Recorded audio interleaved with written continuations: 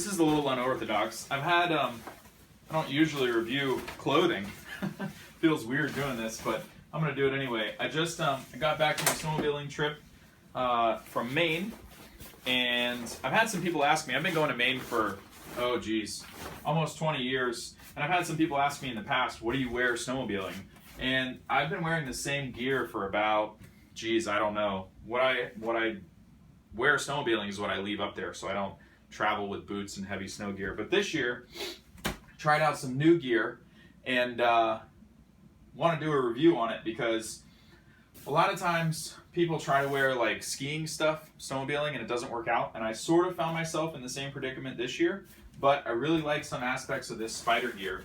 So what I'm comparing it to is some traditional, what do you call it, like Edco tight stitch nylon snowmobile, typical snowmobile wear, like a jacket that's abrasion resistant and windproof and all that stuff, but not waterproof because my stuff is old. They didn't have the technology back then.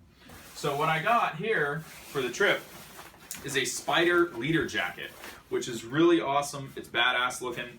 The styling of it is really good. The taped zippers are completely waterproof and windproof, which I really, really like. And it has all kinds of cool gadgets like a goggle pocket, wallet pocket inside. I believe it even has a snow skirt that snaps and integrates into Spyder BIBS. So if you happen to fall in the snow, instead of getting snow up your jacket, you can snap that closed. It has a hood, but I zipped it off because I don't use it when I wear a helmet. And of course it has the arm vents if you get too hot. There's mesh in there that stop the snow from coming in, and it's pretty effective. Although it was cold enough to where I didn't really use the vents that often most of the time when riding, because the wind is pretty heavy. The biggest reason that I want to do this review is because I was in a really wide range of temperatures, and a lot of people that have never been snowmobiling before don't really know what to wear or what to take snowmobiling. And it can be very confusing if you're looking at snowmobile jackets because they don't look like you can ski in them, and you would be correct. The biggest thing that I wanted in a set of gear was a versatile, I wanted the best jacket that I could take skiing, snowmobiling, whatever, so that if I went on, like last year I went on a trip to Tahoe skiing, we didn't do any snowmobiling, I don't want to have to buy or take a different set of gear. I just wanted one gear, or one set of gear that I could travel with. And there's pros and cons to that, and I'm gonna take you through those. The biggest thing is this type of jacket is technically a skiing jacket. It is waterproof and windproof and has all the great ratings. It has 100 grams of Thinsulate, so it's pretty warm if you're active. If it's below 0 and you're doing something like snowmobiling and it's really cold, you gotta layer up. There was a couple of times where I felt, also this jacket is very breathable because it's designed to be a skiing jacket.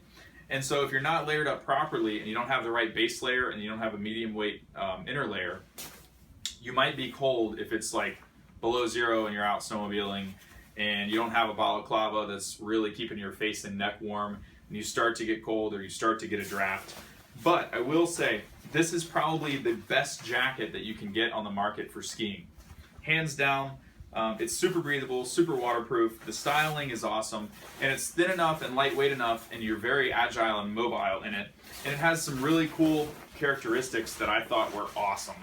One is these little handcuffs. So immediately the jacket never pulls out of your gloves because these keep it in place. 2, I don't want to put my watch through there because it'll probably catch. But the other thing is your ski pass, where your keys can go right in here. So when you're on a lift, you just simply wave your hand. It's awesome. Completely waterproof, keeps everything waterproof. I had my wallet, actually I still have Snowmobile map, perfectly dry. Convenient little goggle wipe. I didn't use that. I kind of forgot that it was in there. Put that back in there for now. I just got home from the trip, so haven't really undone everything.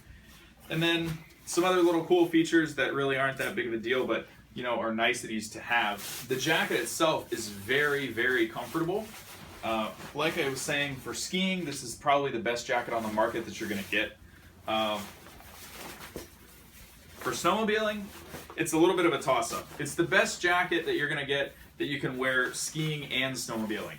If you're looking for the best snowmobile jacket just for snowmobiling, I would hesitate on this, and I would say that one of the Klim jackets that has that rough, tight stitched nylon outer shell that's more abrasion resistant. I don't know how well you can see this, but I mean, you could snag this on a tree as you're riding through some tight stuff in the woods and get a rip or a tear. It is not as abrasion resistant as like a Klim nylon jacket. The other thing about most of the snowmobile jackets, they're not as mobile and they're thicker. The reason for that is they usually either have a quilted zip-in liner that provides an extra layer of insulation, or that most of them have 200 grams of Thinsulate instead of the 100 grams of Thinsulate. The drawbacks to that is you can't wear that skiing. You're not going to be able to move around enough. You're not going to be able to twist effectively. And the mobility in the shoulders and the arms is just not there. I mean, it's meant for your arms to be on the handlebars and lean into turns and really be abrasion resistant in the woods and you know, block out the wind. And it has that extra thickness, like all of the Klim jackets have the extra thickness from the 200 grams of Thinsulate to really keep you warm. You don't have to layer up as much. But that's my review of the Spyder Leader jacket. I would definitely buy it again if it's a tough call. I think the reality is there's no one-size-fits-all equipment that's going to be the best for skiing and the best for snowmobiling, because they're two totally different sports. And you don't encounter, well, for one thing, you're not wearing a helmet skiing, not the same type of full-face helmet usually. And it's a totally different setup, like in the neck area and wearing a balaclava. And, you know, different gloves, different bibs usually. A lot of times you'd wear ski pants if you were skiing. I'm going to go over the bibs in just a second. But I think the reality is the best snowmobiling jacket is the Klim. And it's the tight stitch nylon that's very rough and durable. And that won't allow you to have the movement, and it's not thin enough and not cool enough to be active like skiing and stuff like that. This is hands down the best skiing stuff you can get on the market. I firmly believe in the Spyder stuff. The quality compared to what I've been wearing for the last decade riding snowmobiles is light years above what I ever had. The quality of these taped and sealed zippers is just amazing. Never once did I have a problem. The action was smooth, and there's a lot of little niceties like this little quilting in the neck area. Let me show you how that makes a difference. Whether you're skiing or snowmobiling, sometimes you get into some windy areas or the temperature drops a lot. And what can happen with a lot of gear is that this same outer material will wrap inside the collar. And when your face gets cold or your face gets frozen or there's any exposed area where you don't have either a fleece neck warmer or a balaclava on, it abrades the skin, it roughs up the skin. It's almost like sandpaper. The nice thing about this jacket is that this is soft. It's got a fleece lining right here. So when that happens and you start, when you start getting cold, it's nice and soft and it doesn't irritate the skin. Little things like that go a long way, especially if you're on a trip and the weather turns bad. But I would highly recommend this jacket. I believe this is I want to say it's the Spyder Leader jacket. I don't know, I'll have to look at my ordering thing and I'll put a link below for the exact model, but this is definitely the nicest jacket that I've ever owned for skiing or for snowmobiling. And I think the final word is pretty much what I said before. If you want a snowmobiling specific jacket, buy the Klim. If you want a skiing jacket that you can wear snowmobiling and you want the best skiing jacket on the market, buy this Spyder jacket here. Pardon me, I was trying to zip that up. But I want to talk about the Spyder bibs. These bibs were super hard to find and super hard to get. They usually only come in a tan color, which looks like complete ass. But these are super cool. There's actually what looks like a handgun carry strap that snaps right here. And it looks like you slide a handgun in it. It's not really. These are a combination utility. They're called coach's pants. They're a combination snow bib and utility pant that has a built-in, I don't know if you can see that. It has a built-in knee pad that has this tough Cordura nylon. So you can like get down and work on sleds or check oil and stuff or do whatever you need to do. And they're still thin enough to where they provide great mobility.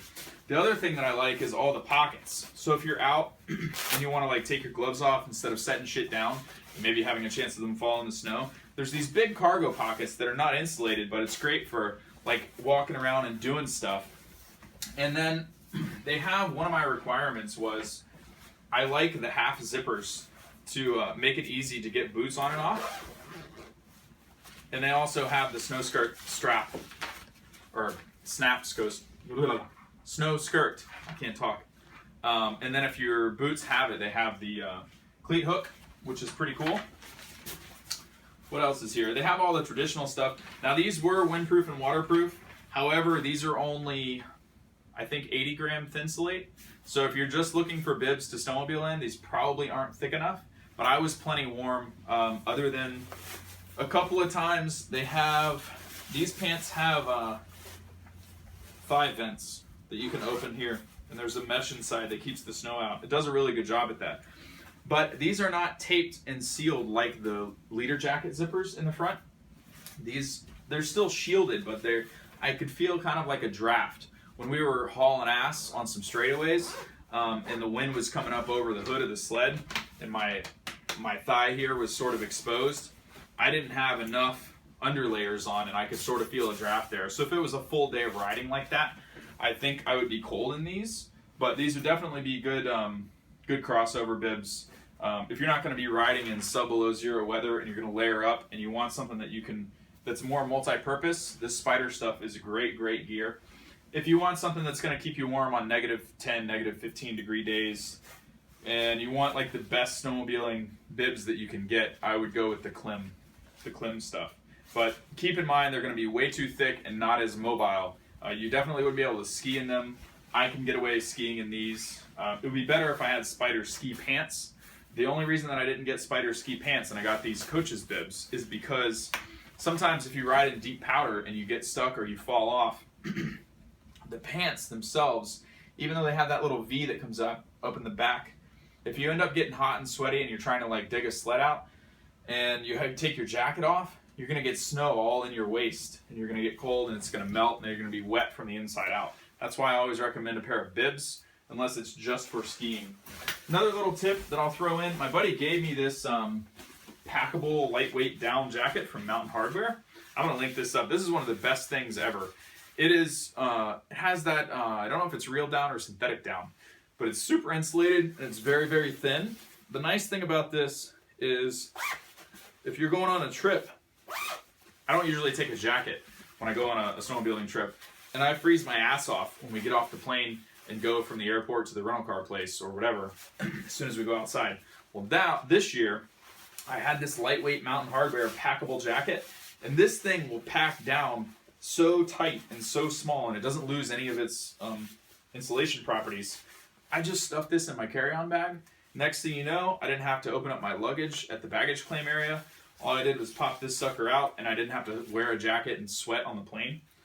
Pop this sucker out, and it's surprisingly warm. What blew me away was how warm I was with this jacket, going from the airport terminal to pick up the rental car. And it's a good idea too if you're not. I'm from Florida. If you're not acclimated to the cold, you should take some mittens or some little hand gloves. I don't know where mine are. I'll put a link below to the actual gear list that I take. But this stuff, you can do pretty much anything you want in this stuff. If you think that you're going to be cold, like this is the best gear, this is the best jacket you could possibly get for skiing. If you think you're going to ride in 15 below zero weather and go on a snowmobiling trip, you might want to, the biggest thing is to keep the wind and the water out.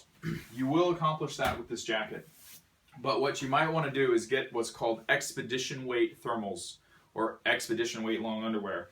And it's going to be a thicker fleece-like, almost sweatshirt-like material that you're going to layer up underneath this jacket. And that will keep you insulated, and that will make up the difference between, 100 grams of insulation in this skiing jacket to a 200 gram insulation that you find in like a Klim snowmobiling jacket. But you'll get to keep the mobility. And then the nice thing about this is if you get hot, you can start shedding those layers. So you're not stuck with a jacket that's overly warm and overly restrictive, which is why I'm ultimately going to keep this. I thought I was going to send it back at first, but I ended up really liking it. And same thing with the pants. The pants are awesome. Love the Spyder gear. Really believe in the name and the quality. And my cousin turned me on to this stuff, and he's had his for years, and it's still still going strong. And would highly recommend it. Spyder Leader jacket, Spyder Coach's bibs, and Mountain Hardwear. I don't know. Mountain Hardwear packable down. I'll link it up. Packable down jacket. Thanks for watching. Hope that helps.